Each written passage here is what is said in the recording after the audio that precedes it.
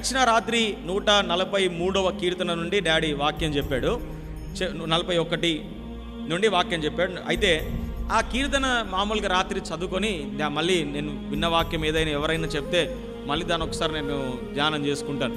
మళ్ళీ రాత్రి ఒకసారి కూర్చొని 1 గంట వరకు నేను చదువుతూ ఉండగా అన్ని ధ్యానం చేస్తూ తర్వాత పడుకున్న తర్వాత అమ్మా వినండి, ధ్యానం చేస్తూ పడుకున్న తర్వాత సుమారు 4:30-5 గంటలకు ఒక వాక్యం తరచుగా హృదయంలోనికి వస్తుంది. నిద్ర మెలకు వచ్చింది. మెలకు రాగానే ఒక వాక్యం మైండ్లోకి అదే ప్రకారంగా వస్తూ ఉన్నది. వేరే వాక్యం నేను సిద్ధపడ్డాను, కానీ ఈ వాక్యం ఎందుకో మైండ్లో వస్తూ ఉన్నది. అయితే ఏంటి అని లేచి చూస్తే యెషయా గ్రంథం 55వ అధ్యాయం. ఇది చదువుతూ నిద్ర మబ్బులో కదా 4:30-5 గంటలకు ఏం మెలకు, మామూలుగా ఏదో అంటే మెలకు ఉన్నట్టుగా మన మెలకు ఉంటుంది. చదువుతూ ఉంటే ఒక చోటుకు వచ్చాను. ఒక చోటుకు రాగానే ఉన్న పలంగా నిద్ర అంతా పోయింది. దెబ్బకు నిద్ర ఊడిపోయింది అంటారు కదా, అట్లా ఇప్పుడు మనం డ్రైవింగ్ చేస్తుంటే సగం నిద్రలు ఇవ్వడానికి ముందుకొచ్చి పక్కకి ఇట్లా జరిగి కొట్టిన అనుకోండి, ఉన్న నిద్ర అంతా పోతుంది. అట్లా ఆ నిద్ర మత్తులో చదువుతున్న నాకు ఒక్క స్పాలిగా నిద్ర పోయి మొత్తం అలర్ట్గా అయిపోయింది. ఎక్కడ చూడండి, మీకు కూడా అవుతుంది ఏమన్నా తెలిసి. 57వ యెషయా గ్రంథము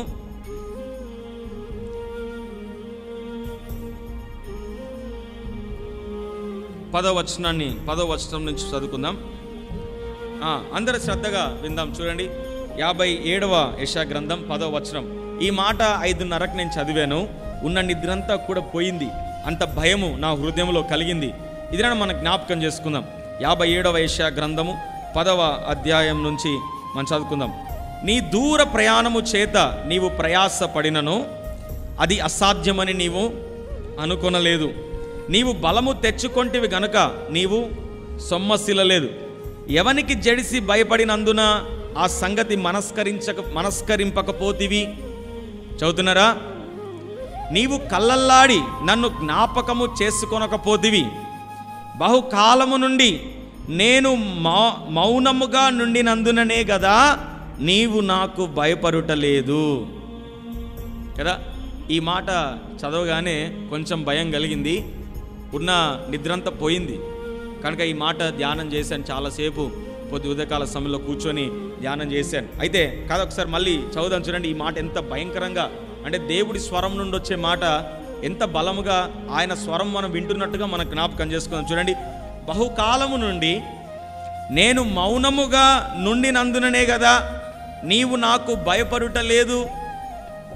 ఎంత భయంకరమైన మాట కదా, ఎంత భయమును పుట్టించే మాట, ఎంత వణుకును పుట్టించే మాట మన జ్ఞాపకం చేసుకోవాలి. దేవుడు మనుషులందరినీ కూడా ఎంతో ప్రేమిస్తూ ఉన్నాడు. మనం ప్రేమించి ఎన్నోసార్లు ఆయన ప్రేమ మనకు గుర్తించకపోయినా, మనకు అర్థం కాకపోయినా సరే, ఎన్నో పరిస్థితుల్లో ఆయన ప్రేమ మన ఎడల వెల్లడి పరుస్తూ ఉన్నది. అయితే ఆయా ప్రేమలో మనందరం కూడా బ్రతుకుతూ ఉన్నాం. ఇది నా దేవుడు మనకు ఎన్నో అవకాశాలను మనకు అనుగ్రహిస్తూ ఉన్నాడు కదా. మనకున్న ప్రతి పరిస్థితిలో ఎన్నోసార్లు పాపము చేసి దేవుడికి కుర్చీలో అన్నలు వినట్లేదు. దయచేసి నాకు చాలా ఇబ్బందికరంగా ఉంది, మీరు మాట్లాడొద్దు, రైట్. ఎన్నోసార్లు పాపం చేసి దేవుడికి దూరం అయిపోయాం కదండి. ఎన్నోసార్లు దేవుడికి ఇష్టం లేని పనులు చేసి మనం వెనక్కి వెళ్ళిపోతున్నాం. కొన్నిసార్లు నచ్చక దేవుని ప్రేమించట్లేదు, నచ్చిన ప్రేమించని పరిస్థితులు మనకు రావట్లేదు. వీటన్నిటిలో దేవుడు మనకు కాపాడుతూ మనం ముందుకెళ్ళాడు. పాత నిబంధన గ్రంథంలో పాపము చేసిన ప్రతి ఒక్కరికి కూడా ఇమీడియట్గా అంటే అప్పటికప్పుడే దేవుడు శిక్ష విధించాడు. వాళ్ళని వేచి చూసి కొన్ని రోజులైన తర్వాత వీరు మారు మనసు పొందితే సరి, లేకపోతే ఇంకొక అవకాశం ఇచ్చి చూద్దాము, ఇంకోసారి వీళ్ళకి అవకాశం ఇస్తే వీళ్ళు మారు మనసు పొందితే అప్పుడు వీళ్ళ పని మనం చూద్దాము అని దేవుడు అనుకోనలేదు. వాళ్ళు పాపం చేసిన వెంటనే వాళ్ళకి శిక్షిస్తూ వాళ్ళకి ఎన్నో రకాలైన సమస్యల గుండా వాళ్ళు నడిపిస్తూ ఉన్నాడు. కానీ కొత్త నిబంధనలకు వచ్చేసరికి మనం ఇందాక పాట పాడుకున్నట్టుగా ఆయన కృప విస్తరిస్తుంది. ప్రతిరోజు కూడా విస్తరిస్తుంది. మన పాపం చేసి వింటున్నారా? వినండి, మన పాపం చేసి పడిపోయినప్పుడు మన లేవనెత్తుంది.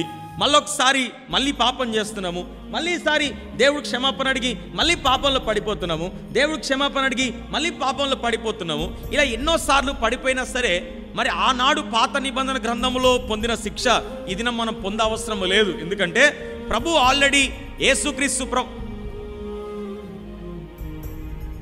ఎవరి దృష్టి ఇట్లా లేదు, సైతం అట్లా పనిచేస్తుంది కదా. నాకు తెలిసి సర్కస్లు పెడితే అప్పుడు చూస్తారేమో, కదా. వాక్యం కంటే మనకు సర్కస్లు, డీజే డ్యాన్సులు ఇవి మనకి ఎక్కువ ఇంపుగా అనిపిస్తాయి. ఎంతసేపు అయినా చూడాలని ఇష్టం కోరుతుంది. వాక్యం అనిపించదు. ఎందుకంటే నువ్వు పరలోకం పోవడం ఎవరికి ఇష్టం లేదు. ఈ భూలోకంలో నీకైనా ఇష్టం ఉండాలి కదా పరలోకం పోవడానికి, మనకైనా ఇష్టం ఉండాలి పరలోకం పోవడానికి. కనుక వాక్యమును విందాం, దయచేసి వాక్యమును జ్ఞాపకం చేసుకుందాం. అయితే ఏ కృప వెంబడి కృప దేవుడు మనకు అనుగ్రహిస్తూ మనం నడిపిస్తూ ఉన్నాడు. అయితే ఈ 55 అధ్యాయాలు జ్ఞాపకం చేస్తే నిజంగా ఎన్ని కాలం దేవుడు మౌనంగా ఉన్నాడు. నేను తప్పు చేస్తున్నాను అయినా నాకేం శిక్ష రావట్లేదు, నేను తప్పు చేస్తున్నాను అయినా సరే నాకేమీ ఫలితం మనకు అర్థం కావట్లేదు, నేను ప్రార్థన చేయకుండా ఉన్నాను, నేను వాక్యం చదువుకోకుండా ఉన్నాను, దేవుడితో నా సహవాసం దూరంగా ఉంది, దేవుడితో నాకున్న సంబంధం అది అలాగే పైన ఉన్నది, దేవుడితో నాకు అటువంటి అనునితి లేకపోతే సహవాసం అన్యోన్య అనుబంధం నాకు లేదు, లేకపోతే దేవుడికి దూరంగా ఉన్నప్పటికీ సరే నేను బాగానే ఉన్నాను, ఇది మంచిది కాదు. అత్యంత భయంకరమైన విషయం దేవుడి గద్దింపు కాదు. మీరు వింటున్నారా? అత్యంత భయంకరమైన విషయం దేవుడి గద్దింపు కాదు, దేవుడి మౌనం. దేవుడి మౌనం. దేవుడు గద్దిస్తే అప్పటికి అయిపోతుంది అంతే, అది పోతుంది అంతే. దేవుడు నువ్వు చేసే తప్పు నేను ఎత్తి చూపిస్తే బైబిల్ వాక్యం నుంచి ప్రియ సహోదరి సహోదరుడా మీరు తప్పు చేస్తున్నారు అని నాతో మీతో మనందరితో మాట్లాడితే అయిపోతుంది. వెరీ గుడ్, అబ్బా దేవుడు నాతో మాట్లాడాడు, నా తప్పు నాకు చూపించాడు, నేను సరి చేసుకోవాలి అని నేను చూస్తాను. కానీ దేవుడు నువ్వు ఎన్ని తప్పులు చేస్తున్నా, నీ తప్పులకు గద్దింపు నువ్వు పొందుకోలేకపోతే, లేకపోతే నువ్వు వినబడలేకపోతే, నువ్వెన్నిసార్లు పాపం చేస్తున్నా, నువ్వెన్నిసార్లు దేవుడికి దూరం అయిపోతున్నా, దేవుడు మౌనంగా ఉన్నాడంటే జాగ్రత్త కలిగి మనం ఉండాలి. దేవుడి కోపము కంటే, దేవుడి ఉగ్రత కంటే, దేవుడి యొక్క కష్టములు దేవుడిచ్చే కష్టముల కంటే, దేవుడి యొక్క ఆయన బలమైన హస్తం లేకపోతే భయంకరమైన తీర్పు కంటే ఏదైనా భయంకరమైనది ఉన్నదా అంటే దేవుడి మౌనం ఒక్కటే. దేవుడి మౌనం ఒక్కటే. అదే మాట చెప్తున్నాడు, నీవు బహుకాలముగా నేను మౌనినే ఉన్నందుక నీవు నాకు భయపడలేదు. లోకమునకు ఎన్నోసార్లు మనం భయపడతా ఉంటాం, కష్టాలకు భయపడతా ఉంటాము, శోధనలకు భయపడతా ఉంటాము, అవమానాలకు భయపడతా ఉంటాము, పరిస్థితులకు భయపడతా ఉంటాం, మనుషులకు భయపడతా ఉంటాము. కానీ దినాన క్రైస్తవ్య సంఘంలో ఏదైనా తక్కువైపోయినది అంటే అది దేవుడి యందు భయం మాత్రమే. ఈరోజు మీరు ఒకసారి ప్రశ్నించుకోండి. ఈ ప్రశ్న దేవుడు కనుక మన స్వయంగా అడిగితే, నీకు నిజంగా దేవుడి మీద భయం ఉన్నదా? నాకు నిజంగా దేవుడి మీద భయం ఉన్నదా? మనందరికీ దేవుడి మీద భయం ఉన్నదా? లేదు. మన దానికి జవాబు మనం చెప్పుకోలేం. ఎందుకంటే ఎక్కడో మనకు తెలుసు దేవుడు అంటే మనం అంత భయపడటం లేదని మనము గ్రహించాలి. ఈరోజు ఒక 2 వారాల ముందు లేకపోతే పోయిన సంవత్సరం ఒక వాక్యాన్ని మీకు చెప్పాను. ఏంటంటే పేతురు ఒక అతి విశ్వాసంతో ఉన్నాడు. పేతురు ప్రార్థన చేయమన్నాడు. పేతురు నువ్వు వెళ్ళి ప్రార్థన చేయ, శోధనలోనికి ప్రవేశించకుండాన్నట్లు మీరు మెలకువగా ఉండి ప్రార్థన చేయండి. నిద్రపోతున్న అందరూ హల్లెలూయా చెప్పండి. హల్లెలూయా. కాబట్టి ఏం చెప్తున్నాడు? మీరు శోధనలోనికి ప్రవేశించకుండా ఉండునట్లు మెలకువగా ఉండి ప్రార్థన చేయమని చెప్పాడు. దేవుడు ప్రార్థన చేయమనక ముందే, అంటే పేతురు ప్రార్థన చేయక మనకు ముందే చెప్పాడు. పేతురు శోధన వస్తుంది, మీరు శోధనలోనికి ప్రవేశించకుండా ఉండునట్లు మీరు మెలకువగా ఉండి మీరు ప్రార్థన చేయాలి, ఖచ్చితంగా మీరు ప్రార్థన చేయాలి అని దేవుడు చెప్పాడు. కానీ పేతురు బయటకు వచ్చి దేవుడు చూసేసరికి బయట పేతురు యోహాను పరిస్థితి ఏంటంటే వాళ్ళు చక్కగా నిద్రపోతున్నారు, మంచిగా పడుకొని వాళ్ళ కలలు కంటున్నారో, వాళ్ళు ఎందుకు పడుకున్నారో తెలీదు, బయట పడుకొని ఉన్నారు. అయితే ఇప్పుడు పేతురు ప్రార్థన చెయ్యట్లేదు అని గుర్తించడం కన్నా పేతురు ఎందుకు ప్రార్థన చేయట్లేదు అనే విషయాన్ని మనం జ్ఞాపకం చేసుకోవాలి. ఓకే, పేతురు ప్రార్థన చేయట్లేదు ఓకే, ఆయన ఎందుకు ప్రార్థన చేయకుండా ఉన్నాడు, ఎందుకు ప్రార్థన మానేశాడు అని సత్యాన్ని కనుక మనం గుర్తిస్తే మనకు తెలిసింది ఒకటే, దాని నుంచి మనం నేర్చుకోవాల్సిన సత్యం ఒకటే. పేతురు అనుకున్నాడు, దేవుడు ఆల్రెడీ నాకు చెప్పాడు నీవు శోధనలోనికి ప్రవేశించకుండా ఉండునట్లుగా. అంటే ఓ బిడ్డ, నువ్వు కష్టం వస్తుంది, బాధ వస్తుంది, ఆ బాధలో నువ్వు వెళ్లకుండా ఉండాలంటే నువ్వు ప్రార్థన చెయ్యి, ఆ శోధనలో నువ్వు వెళ్లకుండా ఉండాలంటే నువ్వు ప్రార్థన చెయ్యి అని చెప్పినా కూడా పేతురు ప్రార్థన చేయలేదంటే పేతురు హృదయంలో ఈ మాట ఉంది, ఏం పర్వాలేదులే, దేవుడు చెప్తాడు అలాగే కష్టం వస్తుందని, దేవుడు చెప్తాడు అలాగే శోధన వస్తుందని, దేవుడు చెప్తాడు అలాగే ఏం ప్రార్థన చేయకపోయినా ఏం పర్వాలేదులే, లేకపోతే ప్రార్థన మానేవేసినా ఏం పర్వాలేదులే, లేకపోతే నేను శోధనకు వచ్చినా మేము జయించగలుగుతాములే అన్న ఒక అతి విశ్వాసం పేతురు హృదయంలో ఉన్నది కదా. ఈరోజు ఈ యొక్క అతి విశ్వాసం కనుక మన హృదయంలో ఉంటే, అంటే నీకు నువ్వే ప్రీ అజంప్షన్స్ అంటే నీకు నువ్వే ముందుగా అనుకుంటున్నావేమో, ఏం పర్వాలేదులే అది చేయకపోయినా, ఏం పర్వాలేదులే సగం సగం భక్తి మనకు కనపరిచినా, ఏం పర్వాలేదులే సగం ప్రార్థన చేసినా, సగం వాక్యం చదివినా, దేవుడి యందు భయభక్తులు కలిగి లేకపోయినా, నేను దేవుణ్ణి ప్రేమించకపోయినా, నేను దేవుని వెతకకపోయినా, దేవుని ఆశ్రయించకపోయినా, దేవుడు ఆధారముగా చేసుకోనకపోయినా, ఇవన్నీ కూడా ఏం చేయకపోయినా దేవుడు ఏం చెయ్యడులే, నాకేం పర్వాలేదులే, నేను ప్రార్థన చేయకపోయినా బాగానే ఉన్నా కదా, నేను మందిరం వెళ్ళకపోయినా బాగానే ఉన్నా కదా, నేను వాక్యం చదవకపోయినా బాగానే ఉన్నా కదా, నేను భక్తిపరుడుగా లేకపోయినా బాగానే ఉన్నా కదా, నేను పాపం చేస్తున్నాను, ఏమైతుంది, అప్పుడో ఇప్పుడో నా దోస్తుగాడు వచ్చి తాగుమంటే తాగుతున్నాను, అప్పుడో వచ్చి వాడో తప్పు ఈడో తప్పు చేయమంటే చేస్తున్నాను, అయినా ఏమీ కాలేదు కదా అని కనుక మనం ఉంటే ఈరోజు మీరు జ్ఞాపకం చేసుకోవాలి, భయంకరమైనది దేవుడి మౌనం. ఈ దేవుడు మౌనంగా ఉన్నాడు, ఏం కాదులే నువ్వు అనుకోవద్దు దేవుని బిడ్డ, దానికంటే భయంకరమైన శిక్ష ఇంకోటి లేదు. ఈరోజు ఆ పరిస్థితిలో మనం ఉన్నామేమో, ఆ స్థితిగతుల్లోకి మనం వెళ్ళకుండా మనం జాగ్రత్తగా మనం ఉండాలి. ఎందుకు ప్రయాసపడుతున్నారు దేవుడి భక్తులు, ఎందుకు ప్రయాసపడుతున్నారు? ప్రభువా నీవు నాతో మాట్లాడు, నీ వాక్యం ద్వారా నాతో బలపరచు, నీ వాక్యం ద్వారా నాతో ధైర్యపరచు. ఎందుకు ప్రయాసపడుతున్నారు వాళ్ళు? ఎందుకు ఆరాటపడుతున్నారు? నీ మాట నాకు దయచేయి, నాతో మాట్లాడు. అది గద్దింపైనా, అది ఆశీర్వాద వచనమైనా, అది దీవెన వచనమైనా, అది తిట్టైనా సరే ప్రభువా నాతో మాట్లాడు. కానీ నీవు మౌనముగా ఉండవద్దని ప్రతి ఒక్క భక్తుడు వాళ్ళు వేడుకుంటున్నారు. ఈరోజు నీవు నేను వేడుకోవాల్సింది అదే. ఈరోజు కంఫర్టబుల్గా ఉండొచ్చు. చెప్పండి, ప్రార్థనలో కూర్చోవడం కష్టమా? బయట స్నేహితులతో, లేకపోతే ఏదైనా ఫంక్షన్లు ఏదో ఉన్నాయనుకోండి, లేకపోతే వదిలేయండి, మామూలుగా దాన్ని ఏమంటారు పోతే మామూలుగా ఫ్రీ టైం ఉంటారు కదా, కాలక్షేపం చేయడము ఇది ముఖ్యమా?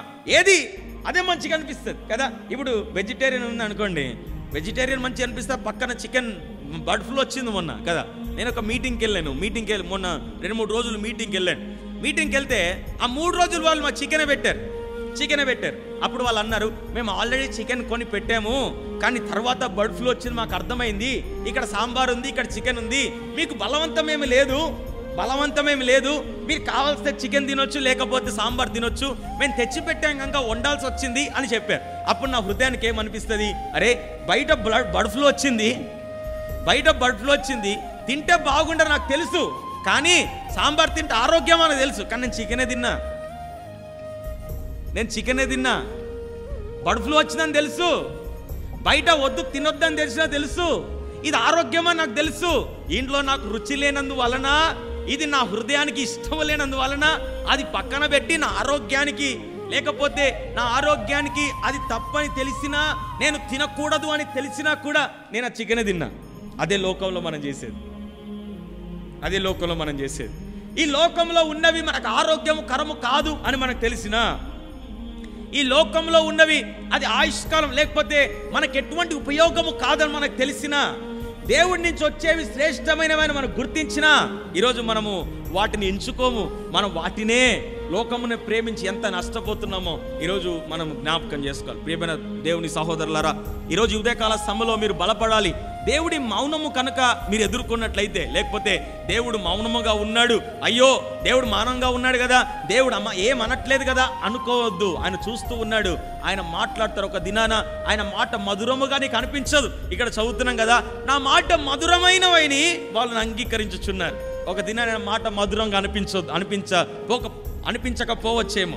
ఒక దినాన మాట జుంటి తేనె దారుల కన్నా తీయగా ఆయన మాటలు నీకు అనిపించకపోవచ్చేమో. ఒక దినాన ఆయన మాటలు ఖడ్గము వలె నీ హృదయాన్ని దూసుకుపోవచ్చేమో. ఈరోజు జ్ఞాపకం చేసుకుందాం. ఈరోజు మన శరీరం, మన సువర్ణ ఒక స్టేటస్ పెట్టింది, నేను చదివాను. ఆ స్టేటస్లో ఏముందంటే, ఈ శరీరం ఎందుకు మన పరలోక రాజ్యాన్ని తీసుకుపోదంటే, ఈ శరీరం నిత్యత్వంలో ఉండదు, ఈ శరీరం పరలోక రాజ్యానికి రాదు గనక, అంటే ఈ శరీరానికి పరలోక రాజ్యంలో ప్రవేశం లేదు గనక మనను కూడా పరలోక రాజ్యం తీసుకుపోనియదంట.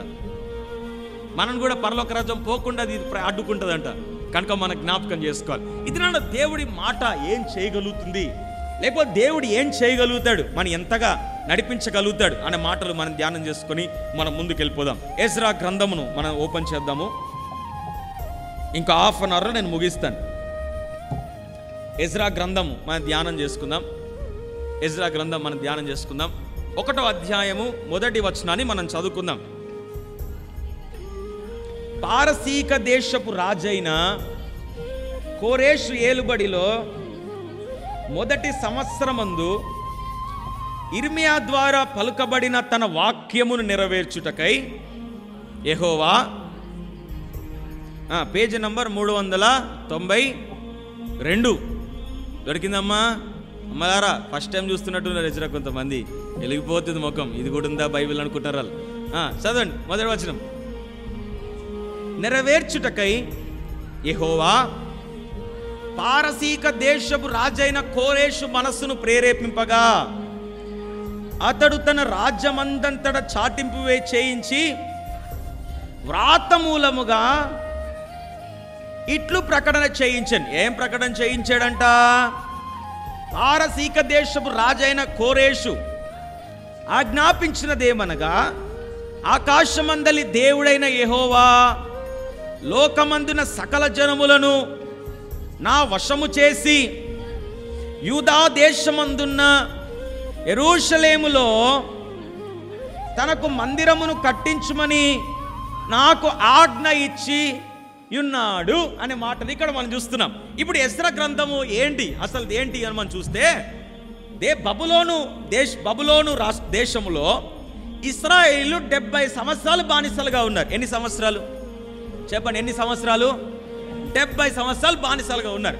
అయితే ఈ 70 సంవత్సరాల గడువు అయిపోయింది. దేవుడు ఎప్పుడో ప్రవచనం చెప్పాడు, ఇన్ని సంవత్సరాలు మీరు ఉంటారు, కోరేష్ అనే రాజు వస్తాడు, ఆ రాజు మిమ్మల్ని విడిపిస్తాడని ప్రవచనం ఎప్పుడో చెప్పాడు.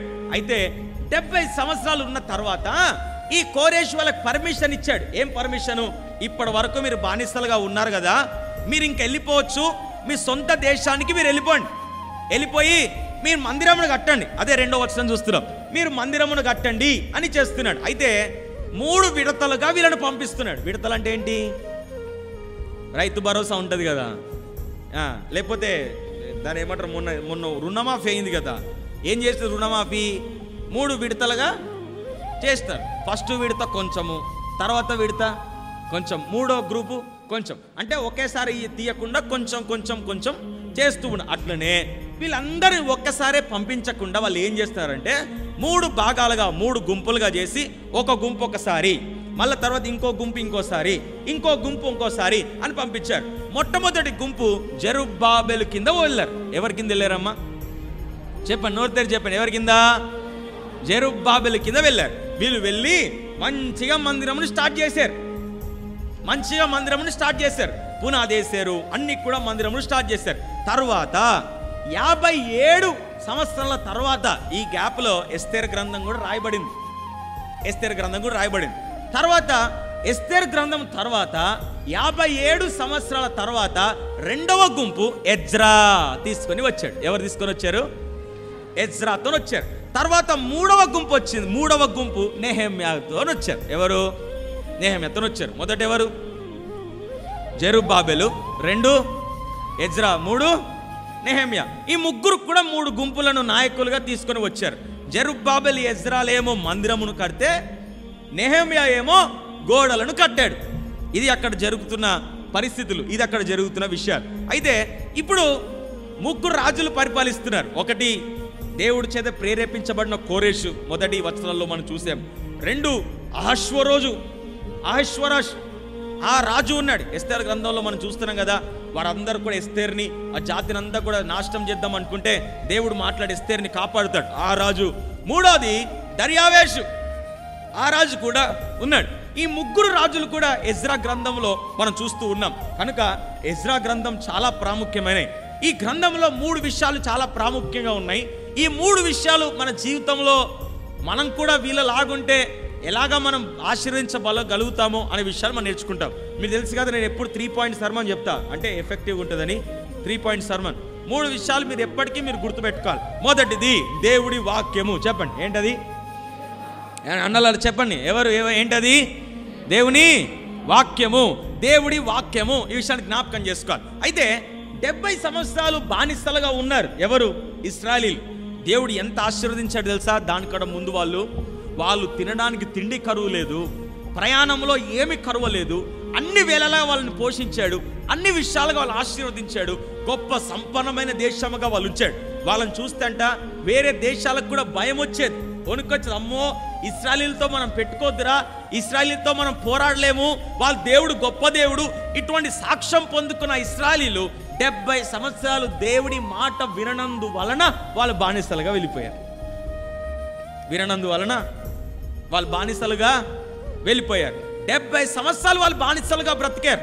వాళ్ళు ఎంత గొడ్డు చాకిరి వాళ్ళు చేశారంటే, ఎంత అన్యులకు మొక్కారు, విగ్రహారాధన చేశారు. ఇవన్నీ కూడా 70 సంవత్సరాలు వాళ్ళు చేసి భయంకర పరిస్థితుల్లో వాళ్ళు ఉన్నారు. అప్పుడు దేవుడు వాక్యం వచ్చింది కోరెషు దగ్గరికి. ఎవరి దగ్గరికి వచ్చింది తెలుసా? కోరెషు దగ్గరికి వచ్చింది. కోరెషు దగ్గరికి వచ్చి కోరెషుతో దేవుడు చెప్పాడు.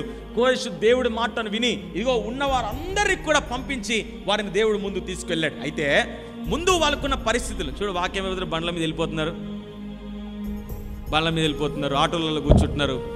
భయం మనకు ఉండట్లేదు. చాలా బాధపడుతున్నాను నేను కొన్ని విషయాల నిమిత్తమే, జ్ఞాపకం చేసుకోవాలి. అయితే ఇటువంటి భయంకరమైన పరిస్థితుల్లో, ఇటువంటి భయంకరమైన స్థితిగతుల్లో వాళ్ళు ఉన్నారు. అయితే ఇంత భయంకరమైన విగ్రహారాధన చేస్తూ, మీకు గుర్తుందా షడ్రక్ మేషక్ అబేద్నెగో ఆ టైంలో ఏం జరిగింది? ఇదిగో నెబుకద్నెజరు బొమ్మ పెట్టి మీరందరూ కూడా నెబుకద్నెజరు బొమ్మకు మొక్కాలి అని చెప్తే అందరూ కూడా మొక్కారు. 3 మాత్రం మొక్కలేదు. ఎవరాళ్ళు? షడ్రక్ మేషక్ అబేద్నెగో. వాళ్ళకి ఇంకో పేర్లు ఏంటి? మనకు రావు, మనం చదివితే మనకు వస్తాయి. అజర్యా, అనన్య, మిషాయల్. ఈ 3 పేర్లు వాళ్ళే. ఇది దేవుడిచ్చిన పేర్లు.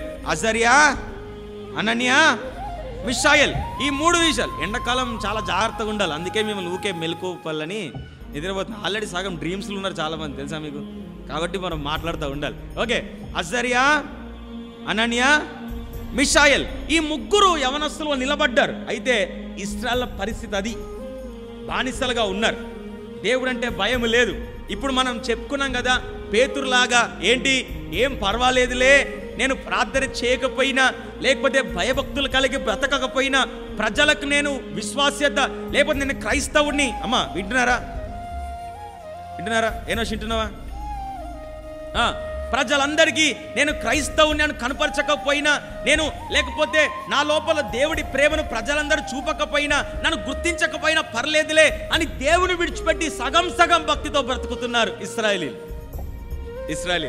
ఈరోజు మనము కూడా సగం సగం భక్తితో ఉండొచ్చు. అయితే ఇటువంటి ఇశ్రాయేలీలను కూడా ప్రేరేపించి, ఇటువంటి ఇశ్రాయేలీలను కూడా వాళ్ళ ఆత్మీయ పురికొల్పు అనుగ్రహించింది ఇదిగో పరలోకం నుండి వచ్చిన దేవుడు వాక్యం. హల్లెలూయా, హల్లెలూయా.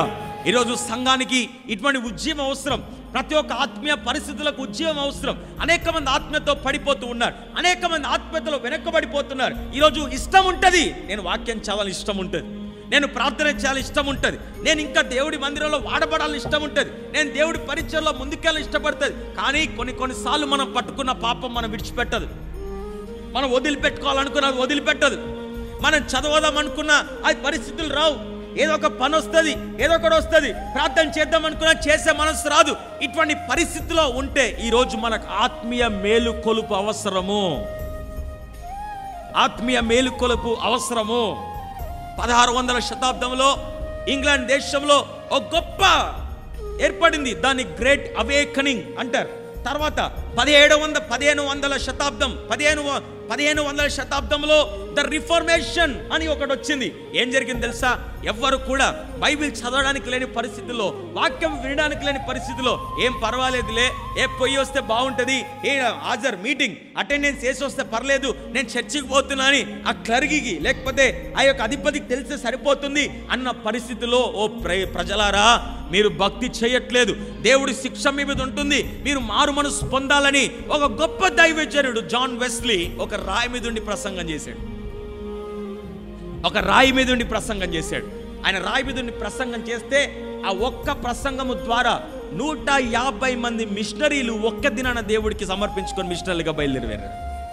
పొద్దున్న వాక్యమును విన్నారు, సాయంత్రం కల్లా వారు బయలుదేరిపోయారు. నేను వెళ్ళాలి, దేశానికి వెళ్ళాలి, సువార్తను ప్రకటించాలి. ఒక్కొక్క దేశానికి వెళ్ళారు. అందులో నుంచి వచ్చిన వాడే విలియం కేరీ. ఆ వాక్యము నుండి వచ్చిన వాడే, ఆ లైన్ నుండి వచ్చిన వాడే, ఆ 16వ శతాబ్దంలో జాన్ వెస్లీ వాక్యము ద్వారా ఇంగ్లాండ్ మొత్తం కదల్చబడింది. ఆ లైన్ నుండి వచ్చిన వాడే విలియం కేరీ భారతదేశానికి సువార్తను తీసుకొని వచ్చాడు. అంటే సువార్తను ఉంది, కానీ అనేక రకాలుగా దేవుడి ప్రేమను ప్రకటించి గొప్పవాడుగా భారతదేశంలో నిలిచిపోయాడు. మార్టిన్ లూథర్ కింగ్ వాక్యమును ప్రకటించాడు, అనేక మంది వాక్యమును ప్రకటించారు. ఇదిగో యోనా వాక్యమును ప్రకటించారు. ఒక్క మాట ఆత్మీయ మేల్కొల్పును వారికి అనుగ్రహించి ఎంతో గొప్ప ఉజ్జీవమును సంఘాల్లో, దేశాల్లో అనుగ్రహించింది. హల్లెలూయా. మీరు ఎప్పుడైనా ఆలోచన చేశారా దేవుడు ఎందుకు సంఘం నియమించాడు? లేకపోతే మన సంఘం గురించి మనం ధ్యానం చేస్తూ ఉన్నాం. ఎందుకు దేవుడు సంఘం నియమించాడు? ఎందుకు ఒక గ్రామంలో సంఘం ఉంది, ఒక దేశంలో సంఘం ఉంది? దేవుని బిడ్డ, సంఘములో ఉన్న నీవు ఆరోగ్యంగా ఉంటే, ఆత్మీయంగా ఆరోగ్యంగా ఉంటే సంఘము కూడా, చెప్పండి, సంఘము కూడా ఆరోగ్యంగా ఉంటుంది. నువ్వు డబ్బిస్తే కాదు, నువ్వు కానుకలిస్తే కాదు, నీవు ఆత్మీయంగా ఆరోగ్యంగా ఉన్న దినాన సంఘము కూడా ఆత్మీయంగా ఆరోగ్యంగా ఉంటుంది. సంఘము ఆరోగ్యంగా ఉన్నప్పుడే ఊరు కూడా ఆరోగ్యంగా ఉంటుంది. ఊరు మంచిదైతే కాదు, నోరు మంచిది అది వేరు. ఊరు మంచిగా ఉంటుంది, ఊరు మంచిగా, రాష్ట్రం మంచిగా, రాష్ట్రం దేశం మంచిగా ఉంటుంది. కనుక ఈరోజు ఇవన్నీ కూడా బాగుండాలంటే, ఈ మహిమ చేత, ఈ ఆశీర్వాదము చేత మన చుట్టూ ఉన్న ఇళ్ళని నింపబడాలంటే ఆశీర్వాదం నీలో నుండి పొంగి పొరలాలి. హల్లెలూయా, హల్లెలూయా. నీ చుట్టూ ఉన్న వారు బీదవారుగా ఉండవచ్చేమో, నీ చుట్టూ ఉన్న వారు పాపములో ఉండవచ్చేమో, నీ చుట్టూ ఉన్న సహోదరులు వాళ్ళు మేలు లేకపోతే కృంగిపోయిన పరిస్థితుల్లో, పాపం విడిచిపెట్టలేని పరిస్థితిలో ఉండొచ్చేమో, దేవుడి ఆశీర్వాదం కోసం ఎదురు చూస్తూ ఉండొచ్చేమో. దేవుని బిడ్డ, నీలో దేవుడు ఎంత ఆశీర్వాదం తెలుసా? నీ ఆశీర్వాదం పొంగి పొర్లి వారు కూడా ఆశీర్వించబడాలి. విలియం కేరీ ద్వారా, విలియం కేరీకి ఒక్కడికే లాభమా? వినట్లేదు వెనకాల. విలియం కేరీ ద్వారా విలియం కేరీ ఒక్కడే దీవించబడ్డా? ఎవరు దీవించబడ్డారండి? ఈరోజు బైబిల్ పట్టుకున్న ప్రతి ఒక్కరు దీవించబడ్డారు. థామస్ ఆల్వా ఎడిసన్ ద్వారా, థామస్ ఆల్వా ఎడిసన్ ఒక్కడికే ఉపయోగమా? ఈ బల్బు కనిపెట్టడం ద్వారా ఇది నా ఎంతమంది ఇంట్లో బల్బు ఉంటుందో, ఎంతమంది కరెంటు కలిగి ఉన్నారో వారందరూ కూడా ఆశీర్వదించబడ్డారు. వారందరూ దేవుడి మాట విన్నారు. ఈరోజు నీవు దేవుడి మాట వింటే నీ ఆశీర్వాదము ద్వారా నీ చుట్టూ అనేక మంది దేవుడు దీవిస్తాడు. హల్లెలూయా, హల్లెలూయా. వాళ్ళు మందిరానికి రావసరం లేదు. వాళ్ళు మందిరానికి వచ్చి చూడు దేవుడిని ఆశీర్వదిస్తాడు కాదు, వాళ్ళు మందిరానికి వచ్చి చూడు దేవుడిని ఆశీర్వదిస్తాడు కాదు, నీవు అడుగు పెడితే చాలు నీ ఆశీర్వాదం ద్వారా వాళ్ళు కూడా దీవించబడతారు, వాళ్ళు కూడా ఆశీర్వదించబడతారు. నీ ప్రార్థన చేస్తే చాలు వాళ్ళు కూడా దీవించబడతారు. యేసుక్రీస్తు ప్రభు ఉన్నంత కాలం పేతురుకు శక్తి లేదు. యేసు ప్రభు వెళ్ళిపోయిన తర్వాత పేతురు నడుస్తున్నాడు. పేతురు నడిస్తే పేతురు నీడపడి కూడా అనేక మంది స్వస్థత పొందారు. దేవుని బిడ్డ, ఈరోజు పేతురుకు పొందిన శక్తి, ఈరోజు పేతురుకి కలిగిన శక్తి ఈరోజు నీవు కూడా పొందుకోగలుగుతావు. ఈరోజు పేతురు ద్వారా ఆశీర్వదించబడినట్లుగా, థామస్ ద్వారా ఆశీర్వదించబడినట్లుగా, విలియం కేరీ ద్వారా చుట్టూన వారు ఆశీర్వదించబడినట్లుగా ఈరోజు నీవు నిజముగా ఈ వాక్యమును ధ్యానించి, ఈ వాక్యమును హృదయంలో దాచుకుంటే నీవు ఆశీర్వదించబడ్డము ద్వారా నీ చుట్టూ ఉన్న వారు కూడా దీవించబడాలని దేవుడు ఆశ ఉన్నది. హల్లెలూయా కదా. ఈరోజు ఏ పరిస్థితిలో ఉన్నామండి? మనము దరిద్రులై ఉండి మన దరిద్రత ఇంకొకరికి అంటించే పరిస్థితిలోనే ఉన్నాం మనం కదా. మన ద్వారా ఎవరికైనా ఆశీర్వాదం ఉందా? మన ద్వారా ఎవరికైనా దీవెనకరంగా ఉందా? ఎవరైనా మన దగ్గరకు వచ్చి నువ్వు ఉన్నందుకు కృతజ్ఞతలు, నువ్వు ఉన్నందుకు వందనాలు, లేకపోతే నువ్వు ఉన్నందుకు అబ్బా నువ్వు లైఫ్లో ఉన్నందుకు ఎంత థ్యాంక్స్ అబ్బా, నువ్వు నాకు ఎంతో సహాయం చేసినావు అని ఎంతమంది మనను బట్టి కృతజ్ఞులై ఉన్నారు? ఎంతమంది మనను బట్టి సంతోషపడుతున్నారు? ఎంతమందిని బట్టి ఆనందపడుతున్నారు? లూకా సువార్తలో యోహాను పుట్టడం ద్వారా జనులు సంతోషించారని రాయబడతా ఉంది. ఈరోజు నీ పుట్టుక, నా పుట్టుక ద్వారా మనము బ్రతుకున్నందుకు, మనము జీవిస్తున్నందుకు కనీసం నీ స్నేహితులైన కృతజ్ఞులై ఉన్నారా? నీ స్నేహితులకు ఆశీర్వదించబడిన వ్యక్తిగా ఉన్నావా? నీ కుటుంబానికి ఆశీర్వదించబడిన వ్యక్తిగా ఉన్నావా? లేదా భారముగా ఉన్నామా అనే విషయాన్ని మనం జ్ఞాపకం చేసుకోవాలి. ఈరోజు దేవుడు వాక్యమును నీ జీవితంలోనికి నువ్వు అనుమతించగలిగితే, దేవుడు వాక్యమును నీ ఆత్మీయ మేరు కొలుపు నీవు అనుభవించగలిగితే, నేను దీవించబడుటకు, నీవు ఆశీర్వదించబడుటకు, నీవు హెచ్చించబడుటకు ఈ దేవుడి వాక్యమును నీవు అనుమతించగలిగితే, దేవుని బిడ్డ, నీవు ఆశీర్వదించబడ్డ మాత్రమే కాదు, నీ ఆశీర్వాదం అనేక మందికి ఆశీర్వాదకరంగా మారుతుంది కదా. ఈరోజు దేవుడి ఆశీర్వాదం, నీ ఆలోచన ఏంటంటే మన తలంపు ఏంటంటే మనము దీవించబడాలి, మనం ఆశీర్వదించబడాలి. కానీ నీ పట్ల దేవుడికున్న తలంపు ఏంటో తెలుసా? నీవు మాత్రమే కాదు, నిన్ను చూచిన జనులకు కూడా ఆశీర్వదించబడాలి. నీ దగ్గరకు వచ్చిన జనులు కూడా ఆశీర్వదించబడాలి. నీ గురించి తలంచిన వారు కూడా ఆశీర్వదించబడాలి. అంత ఆశీర్వాదం దేవుడు మాత్రమే ఇవ్వగలుగుతాడనే విషయాన్ని జ్ఞాపకం చేసుకోవాలి. ఎజ్రా గ్రంథంలో అటువంటి ఆశీర్వాదం మనకు కనిపిస్తా ఉంది. ఎజ్రా గ్రంథంలో అటువంటి దీవెన మనకు కనిపిస్తా ఉంది. ఎజ్రా గ్రంథంలో అటువంటి గొప్ప మేలుకొల్పు మనకు కనిపిస్తాం. చూడండి, ఒక మాట మనం చూసుకుందాం. చూడండి, 3వ అధ్యాయం 2వ వచనం మనం చదువుకుందాం. ఎజ్రా గ్రంథం 3వ అధ్యాయం 2వ వచనం.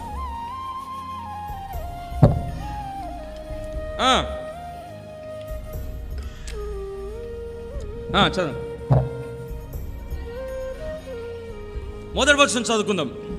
7వ నెలలో ఇశ్రాయేలీయులు తమ తమ పట్టణములకు వచ్చిన తరువాత జనులు ఏక మనస్సు కలిగిన వారై యెరూషలేములో కూడి యోజాదాకు కుమారుడైన యేషువాయును యాజకులైన అతని సంబంధులు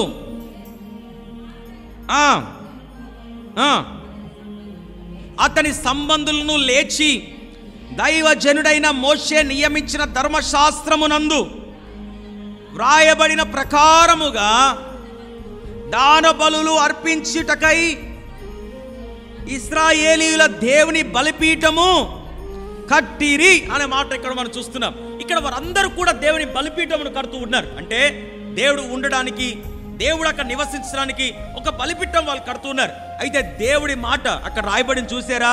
మోషే నియమించిన ధర్మశాస్త్రము వారు నందు వ్రాయబడిన ప్రకారముగా కదా. వాళ్ళు ఎవరి మాట విన్నారు? వారి సొంత ఆలోచన బట్టి కాదు, వాళ్ళ సొంత జ్ఞానమును వారు ఆధారము చేసుకోలేదు, వాళ్ళ సొంత తెలివిని వారు ఆధారం చేసుకోలేదు. మోషే యందు రాయబడిన ధర్మశాస్త్ర ప్రకారముగా వాళ్ళందరి ఏక మనసుతో ఈ కార్యమును వారు జరిగించారు కదా. ఈరోజు మన జీవితంలో ఈ వాక్యం ఎంత మెజారిటీ డామినెన్స్ ఉంది, ఎంత మెజారిటీ డామినెన్స్ ఉంది. బయట మామూలుగా అంటూ ఉంటారు కదా, తెలుసులే నీ మీద మొత్తం మీ పిల్లందే అని, అంటే మీ భార్యదే నడుస్తారు మాకు తెలుసు అని అంటూ ఉంటారు. ఇంకా వేరే రకం, మీ భర్త నడుస్తారు మాకు తెలుసు అని అంటూ ఉంటారు. అంటే ఈ మాటలు మనం తరచుగా మనం వింటూ ఉంటాం. ఇప్పుడు వాక్యానుసారంగా మనం మాట్లాడితే నీ జీవితంలో వాక్యం ఎంత డామినెన్స్ ఉంది, ఎంత నడుస్తుంది నీ జీవితంలో వాక్యం మాట, ఎంత మేరకున్నది, ఎంత మేరకున్నది వాక్య ప్రకారంగా మన బ్రతుకు ఎంతవరకు మనం కొలుచుకోవచ్చు. నాకు తెలిసి ఒక్క వ్యక్తి గురించి మాట రాయబడింది, గాయ గురించి. నా ప్రియుడా, నీ ఆత్మ వర్ధిల్లుచున్న ప్రకారం నీవు అన్ని విషయంలో వర్ధిల్లాలి, నీ ఆత్మ వర్ధిల్లాలి. ఫస్ట్ నీ ఆత్మీయంగా బలపడాలి, తర్వాత ఆటోమేటిక్గా నీవు అన్ని విషయాల్లో నువ్వు వర్ధిల్లుతావు, ఆటోమేటిక్గా అన్ని విషయాల్లో నువ్వు వర్ధిల్లుతావు. నేను బిడ్డ, ఈ వాక్యం వీళ్ళని ఎంత మేలుకొల్పు వీళ్ళకి అనుగ్రహించింది. బానిసలుగా ఉన్న వాళ్ళని దేశంలోకి నడిపించింది ఆ వాక్యమే. నువ్వు వింటున్న ఆ వాక్యమే కోరస్తో మాట్లాడింది, నువ్వు వింటున్న ఆ వాక్యమే వారితో మాట్లాడి బలిపీఠం మందసము కట్టుబడింది. ఆ వాక్యం వీరు విన్నారు కనుక బానిసలుగా ఉన్న వీళ్ళు స్వదేశమునకు తీసుకొని రాబడ్డారు. హల్లెలూయా, హల్లెలూయా కదా. వీళ్ళకి జ్ఞానము లేదు, వీళ్ళకి తెలివి లేదు. ఎలా నడిపించాలి ప్రభువా, ఎలా కట్టాలి, మా దగ్గర ఒక్క డబ్బు లేవు. ఇవి ఫర్ ఎగ్జాంపుల్, మీరు కొత్త ఊరికి వెళ్ళారనుకోండి, ఆ ఊర్లో త్వరగా మీకు పనేం దొరకదు కదా. మీరు కష్టపడాలి, మనుషులను స్వీకరించాలి, లేకపోతే ఎక్కడే సామాన్ దొరుకుతుంది. ఇప్పుడు ఎవరైనా ఎగ్జామ్ రాయడానికి దూర ప్రాంతానికి వెళ్తే ఫస్ట్ అడుగుతారు, ఎక్కడ షాప్ ఎక్కడైనా ఉందా, లేకపోతే మనుషులు ఎక్కడ ఉన్నారు. అంటే గల్లీలో ఉన్న షాప్ ఎక్కడ ఉందో కూడా మనకు అర్థం కాదు. వీళ్ళు గొప్ప మందిరమును కట్టుటకు, దేవుడి యొక్క మందిరాన్ని కట్టడానికి, వింటున్నావా సంతు, వినరా ఒక్కరోజైనా, దేవుడి యొక్క గొప్ప మందిరాన్ని కట్టడానికి వీళ్ళకి ఇంత సామాన్ ఎక్కడి నుంచి వచ్చింది? బంగారం వచ్చింది, వెండి వచ్చింది, వెండి పొలాలు వచ్చాయి, బంగారు పొలాలు వచ్చాయి, గొప్ప గొప్ప చెట్లు వచ్చాయి. ఇవన్నీ ఎక్కడొచ్చాయి? వీళ్ళు ఏం చేస్తారు తెలుసా? వీళ్ళు చేసింది ఒకటే, దేవుడి మాట విన్నారు, దేవుడి మాట ప్రకారంగా నడిచారు, అన్యులను ప్రేరేపించి దేవుడు నడిపించాడు కదా.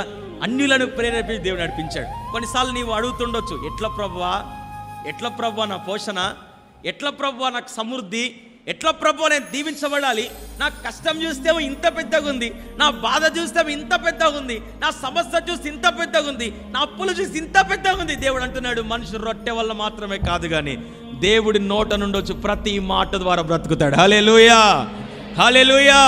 వీళ్ళకు జ్ఞానం లేదు, కరెక్టే. వీళ్ళకు బలము లేదు, కరెక్టే. కానీ వాగ్దానము చేసిన దేవుడు వీళ్ళ పక్షంలో వీళ్ళు నడిపిస్తూ ఉన్నాడు కదా. ఈ వాక్యం వాళ్ళు చేసేది ఒకటే, వాళ్ళు ఏం పోయి కష్టపడలే. వాక్యాన్ని వింటున్నారు, విధేయత కలిగి బ్రతుకుతున్నారు. వాక్యమును వింటున్నారు, విధేయత కలిగి బ్రతుకుతున్నారు. వాక్యమును చదువుతున్నారు, విధేయత కలిగి బ్రతుకుతున్నారు. వాక్యమును చదువుతున్నారు, మంచిగా బ్రతుకు. అంతే. దేవుడు రాజ్యాలను ప్రేరేపించి మందిరమునకు కావలసిన ప్రతి సామాగ్రిని దేవుడు పంపించాడు కదా. దేవుని బిడ్డ, ఈరోజు నీ కుటుంబ పోషణ నిమిత్తమై, ఈరోజు నీ వ్యక్తుల భవిష్యత్తు నిమిత్తమై నీ కష్టాలు పోవడానికి నువ్వు ప్రయాసపడవద్దు. నువ్వు దేవుడి సన్నిధిలో కూర్చొని వాక్యమును విని దీనికి లోబడు, సరిపోతుంది. ఆటోమేటిక్గా నీ కొరకు కొన్ని కాకులను దేవుడు సిద్ధపరుస్తూ ఉంటాడు కదా. ఏలియా చనిపోదాం అనుకున్నాడు. అప్పుడు ఏలియాకు చెప్పింది దేవుడు వాక్కు. అంతటా యెహోవా వాక్కు ఏలియాకు ప్రత్యక్షమై కదా. రాయబంట స్పష్టంగా, అంతటా యెహోవా వాక్కు ఏలియాకి ప్రత్యక్షమై, అంతటి యెహోవాకు ఇర్మియాకి ప్రత్యక్షమై, అంతటి యెహోవాకు యెషయాకి ప్రత్యక్షమై, అంతటి యెహోవాకు అబ్రహాముకు ప్రత్యక్షమై. అదే వాక్కు ఈరోజు మనల్ని కూడా నడిపించాలి. అదే వాక్కు మనల్ని కూడా నడిపించాలి. అప్పుడు చెప్తుంది, ఏలియా ఇక్కడ కాదు, కెరీతుబాకు దగ్గరికి వెళ్ళు, అక్కడ ఉండు నువ్వు అని దేవుడు వాడు చెప్తే, ఏలియా చేసింది ఏమీ లేదు. అప్పటి వరకు భయంలో ఉన్నాడు. దేవుడి మాట విని నమ్ముకొని, సరే ప్రభువా కెరీతుబాకు దగ్గరికి వెళ్తాను అని చెప్పి దేవుడు మాట ప్రకారముగా కెరీతుబాకు దగ్గరికి వెళ్ళాడు. అంతే. అనుకుంటారా ఎవరైనా? కాకులతో దేవుడు పంపించాడు ఆహారం కదా. నీకు మనుషులు లేకపోతే ఏమైంది? కాకుల ద్వారా దేవుడు ఆహారం ఇవ్వగలుగుతాడు. నీకు సహాయం లేకపోతే, నీ చుట్టాలు నీకు సహాయం చేయకపోతే ఏమైంది? నీకు బంధువులు నీకు సహాయం చేయకపోతే ఏమైంది? నీ రక్త సంబంధులు నీకు సహాయం చేయకపోతే ఏమైంది? నీ పక్కనున్న వారు నీకు మేలుకరంగా లేకపోతే ఏమైంది? ప్రియ సహోదరుడా, నీ ఊహకు మించి దేవుడు నీకు సహాయమును పంపించగలుగుతాడు. హల్లెలూయా, హల్లెలూయా కదా. ఎన్నోసార్లు మనం భయపడతా ఉంటాం, ఎన్నోసార్లు కలవరపడతా ఉంటాం, ఎన్నోసార్లు దిగులు పడతా ఉంటాం. నీవు వడ్యానికి మాత్రమే తెలుసు, దేవుడికి ప్రపంచం అంతా తెలుసు. నీకు చేయుంట మాత్రమే తెలుసు, నీకు హైదరాబాద్ మాత్రమే తెలుసు, నా దేవుడికి ప్రపంచం అంతా తెలుసు. నీ వడ్యారంలో సహాయం ఎత్తికితే నా దేవుడు ఎక్కడి నుంచో సహాయం పంపించే సమర్థుడై ఉన్నాడు కదా. నువ్వు చేయాల్సింది ఒకటే, నీ యొద్దకు వచ్చిన వాక్కును నువ్వు పట్టుకొని, నీ యొద్దకు తేబడిన ఈ వాక్కును, నీ కోసం సిద్ధపరిచిన ఈ వాక్కును, నీ కోసం సిద్ధపరిచిన ఈ వాగ్దానములను నువ్వు విని అంగీకరిస్తే చాలు. అద్భుతంగా దేవుడు నీ పాదములను అడుగు నీ స్థిరపరిచి ముందుకు నడిపిస్తాడు. హల్లెలూయా కదా. ఊరికే చెప్పాడండి దావీదు. ఏమని చెప్పాడు? ఈ వాక్యమే నా పాదములకు దీపము, నా త్రోవలకు వెలుగై ఉన్నది. అనేక మంది దావీదు చుట్టూ ఉన్నారు. వాళ్ళు ఎవ్వరూ నేను నా పాదములకు దీపం కాదు, నా త్రోవలకు అని చెప్పలే. నా బలము నా పాదములకు దీపం అని చెప్పలే. నా డబ్బు నా పాదములకు దీపము, నేను నడిపించే త్రోవ అని చెప్పలే. ప్రభువా నీ వాక్యము నా పాదములకు దీపం అని చెప్పాడు. దీపం అని చెప్పాడు. ఈరోజు ఈ వాక్యం నీ నడిపిస్తుందా? అమ్మ వినండి, బిజీగా ఉన్నారు పిల్లలతో అందరు. ఈ వాక్యం మనం నడిపిస్తుందా? ఈ వాక్యం మనం బలపరుస్తుందా? మనకు జ్ఞాపకం చేసుకోవాలి. గడిచిన రోజు అశోక్ సహోదరుడు అశోక్ వాళ్ళ గృహంలో ప్రార్థన చేస్తూ ఉన్నాం.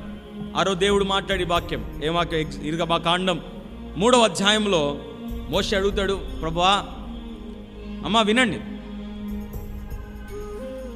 వినండి,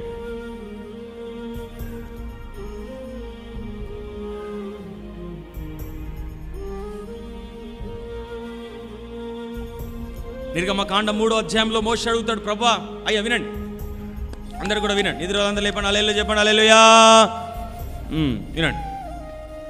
ఓకే, నిర్గమకాండం 3వ అధ్యాయంలో మోషే అడుగుతాడు, ప్రభువా నేను వెళ్ళాలి, నువ్వు చెప్పావు.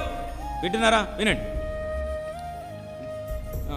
నిర్గమకాండం చెప్తున్నాడు, మోషే అంటున్నాడు, ప్రభువా నీవు నాకు చెప్పావు కరెక్టే, నేను వెళ్ళిపోతున్నాను, నేను వెళ్ళి ఫరోకి చెప్తాను, ఇదిగో ఈ దేవుడు ఇలా చెప్తున్నాడని చెప్తాను. మరి ఎవరని చెప్పమంటావు? దేవుడు ఎవరంటే ఏమని చెప్పమంటావు? దేవుడు ఎవరు అంటే ఏమని చెప్పమంటావు? ఎవరు పంపారంటే ఏమని ప్రకటించమంటావు? ప్రభువా ఎవరని చెప్పమంటావు ప్రభువా? అప్పుడు దేవుడు అన్నాడు, ఉన్నవాడును అనువాడను అని చెప్పమన్నాడు. ఎవరు ఉన్నవాడు? ఎవరు అన్నవాడు? ఓ ప్రియ సహోదరుడా, ఒకానొక పరిస్థితిలో, నీకు యాక్సిడెంట్ అయిపోయే పరిస్థితిలో నీవు ఇక చచ్చిపోవాలి చూడు, అప్పుడు నేను బ్రతికించాడు చూడు ఆ దేవుడు అని గుర్తు చేశాడు. ఓ మోషే, నువ్వు పారిపోయావు, నువ్వు ఎప్పుడో చనిపోవాలి, కానీ నువ్వు బ్రతికించి కొండల మీద కాపాడని చూడు ఆ దేవుడు, జ్ఞాపకం చేసుకోమని చెప్తున్నాడు. ఈరోజు ఈ వాక్యం మనం కూడా జ్ఞాపకం చేసుకోవాలి. కొన్నిసార్లు దేవుడు ఎవరో మర్చిపోతాం. ఈ వాక్యం చదవక దేవుడు ఎవరో మర్చిపోతూ ఉంటాం. ఒకసారి జ్ఞాపకం చేసుకుందామా? నీ కష్టకరమైన పరిస్థితిలో, నీకెవ్వరు సహాయం చేయలేని పరిస్థితిలో మనుషులందరూ నిన్ను బూతులు తిరుగుతూ ఉంటే నిన్ను చేర్చుకున్నాడు చూడు ఆ దేవుడు. ఆ దేవుడు గుండె పగిలిపోయిన స్థితిగతుల్లో ఎవ్వరు నన్ను ఇంకా ప్రేమించర్లే లోకంలో అనుకున్నప్పుడు నేను ఎత్తుకొని నేను ప్రేమించాడు చూడు ఆ దేవుడు. ఇంకా అయిపోయింది, నేను చచ్చిపోతాను అని భయంకరమైన రోగము చేత నువ్వు పడుకొని ఉండి ఉన్నావు చూడు, అప్పుడు నీకు స్వస్థతనిచ్చాడే ఆ దేవుడు. ఆ దేవుడు అప్పుల భారం మీద పడి ఇంకా నా కుటుంబం అంతా కూడా అయిపోయింది, నా పని, నేను ముందుకెళ్ళాలని ప్రయాసపడ్డావు చూడు, అప్పుడు నీకు సహాయం చేశాడు చూడు ఆ దేవుడు. ఆ దేవుడు ఒకసారి జ్ఞాపకం చేసుకో. ఏ పరిస్థితి లేక, ఏ సహాయం లేక ఇంట్లో నా స్థితిగతులు అయిపోయింది, ఆశీర్వాదం లేదన్న నిన్ను హెచ్చించి అనేకమంది దీవెనకరంగా మార్చాడు చూడు. ఆ రోజు నీతో గుడిసెలో మాట్లాడిన దేవుడు ఆ దేవుడు. ఆ దేవుడు నీకున్న కష్టమైన పరిస్థితిలో, నీకున్న అనారోగ్య పరిస్థితుల్లో, నీ ఇబ్బందికరమైన పరిస్థితుల్లో, ఏ దిక్కులేని పరిస్థితుల్లో పాపము చేత విడవబడకుండా ఒక దినాన వెక్కి వెక్కి ఏడిచేవు చూడు నీ పాపము నిమిత్తమై, ఆ రోజు నీతో మాట్లాడిన దేవుడు ఆ దేవుడు. ఆ దేవుడు ప్రభువా, ఈ లోకము నాకొద్దు, నీవు నాకు కావాలి, ఈ లోకము నాకు అవసరం లేదు, నీ పరలోక రాజ్యము నాకు ఇవ్వని లోకమును విడిచిపెట్టి నీ జీవితమును యేసు ప్రభువునికి ఇచ్చావు చూడు, ఆ రోజు నీతో మాట్లాడిన దేవుడు ఈరోజు మాట్లాడుతున్నాడు. ఈరోజు మాట్లాడుతున్నాడు. ఎంతో మంది నేను అడ్డగించారు, యేసు ప్రభు నమ్ముకుంటే బాగుండదని, నమ్ముకోవద్దని, వాళ్ళందరినీ ఎదిరించుటకు ధైర్యమునిచ్చి ఈ పరలోక రాజ్య వారసులను నిలబెట్టాడు చూడు ఆ దేవుడు. ఆ దేవుడు పెంట కూప మీదున మనను ఇదిగో ఇక్కడ వరకు హెచ్చించి మన కూర్చోబెట్టాడు చూడు ఆ దేవుడు. ఆ దేవుడని చెప్పు మోషే. ఈరోజు నీవు కూడా జ్ఞాపకం చేసుకో దేని బిడ్డ, నీ లోపల విరిగి నలిగిన పరిస్థితులతో దేవునితో మాట్లాడే ఉంటాడు. నువ్వు పాపం పోగొట్టుకోలేని పరిస్థితుల్లో కూడా దేవునితో మాట్లాడే ఉంటాడు. నువ్వు స్థితిగతుల్లో బయట పడలేని పరిస్థితుల్లో దేవునితో మాట్లాడే ఉంటాడు. ఈరోజు నువ్వు దేవుడు జ్ఞాపకం చేసుకోవాలి. ఆ విరిగి నలిగిన హృదయముతో ఆ రోజు నీకు గుర్తించిన, ఆ రోజు వాక్యం ద్వారా నిన్ను బలపరిచిన దేవుడే ఈ రోజు కూడా వాక్యం ద్వారా నీతో నడిపించాలని ఆశపడుతున్నాడు. హల్లెలూయా, హల్లెలూయా. ఈరోజు ఆ దేవుణ్ణి నువ్వు జ్ఞాపకం చేసుకో. ఆ గొప్ప వాక్యమును స్వీకరిస్తే చాలు, ఆ వాగ్దానం నీ కొరకే నువ్వు గ్రహిస్తే చాలు. నిన్ను దీవించడం మాత్రమే కాదు, నీ చుట్టూన్న వారిని కూడా దీవెనకరం